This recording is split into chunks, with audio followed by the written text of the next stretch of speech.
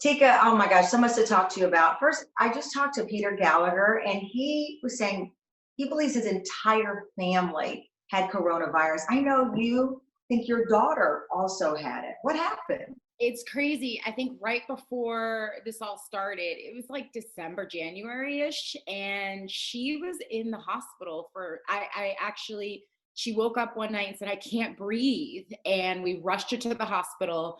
Well, we rushed her to the, what is it, urgent care. Urgent care, yeah. They said her oxygen is so low. They had to get it up, and they said, take her to the emergency room immediately. And we were like, what? So at first they were like, oh, is it pneumonia? They were like, no, it's not pneumonia. It's all the kind of things that they're going through right now. And they were like, it's a respiratory issue, but we don't know what it is. And she had to be in the hospital for a little bit, and I was working and I couldn't even focus. They told me to leave. And yeah, and then they just kept saying, all these little kids keep coming in with respiratory issues. So my gosh, how is she now? Amazing. I mean, singing, jumping up and down, so happy mommy's home. She's like, are you going to a meeting here? I'm like, that is so sweet. I saw that you like broke down in tears. There was a post, you said, parents, you're okay, you've got this. And that was a message, I think, that resonated with so many people. Why did that hit you? It hit me because a teacher posted it basically saying you're doing everything you can and you're doing it right. So what if they're watching TV, like you said? So what if they're eating pizza in the morning? Like, you're doing the best you can. And it just made me, it was in the beginning of the period where it was the early stages of Corona. And I was just like, not sure. I felt like I was a terrible teacher, because I am.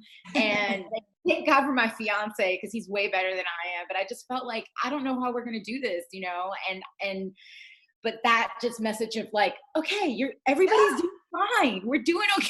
We're doing okay. I mean, some of the memes of parents trying to do the homework, it's and dealing with the realities of adulthood. It's just been overwhelming, but I love that resonated with you, and especially that it was from a teacher, that you got this. Now, I think one thing we don't have, at least I don't, my hair. And I saw you had a braiding. What happened? Something with your braids? What happened? Oh, I took them out because they were locked. You actually took them out yourself? Yeah, I took them out, girl. Washed my hair and everything. And this morning, my hair was literally on the top of my head, like a bouffant. Ella goes, Mom, your hair's messy. Like, where's my mama? Yeah. It was just like, I was in the 1910, just like. You look like The Weeknd. You got The Weeknd. That's exactly what it was. Exactly. It's crazy. I mean, the last time I saw you, we were in LA promoting our shows. And I mean, full glam squad following both of us. How much do we miss those wonderful, amazing people now? Let's pay them more. And yes. They're amazing. I love it. You've been so busy with Ella, and then of course Mixed-ish, but you've got this podcast, The Suga. Yeah, Tell me about it. Oh my gosh, I'm so excited about it. We created this podcast. Stitcher basically said yes to us.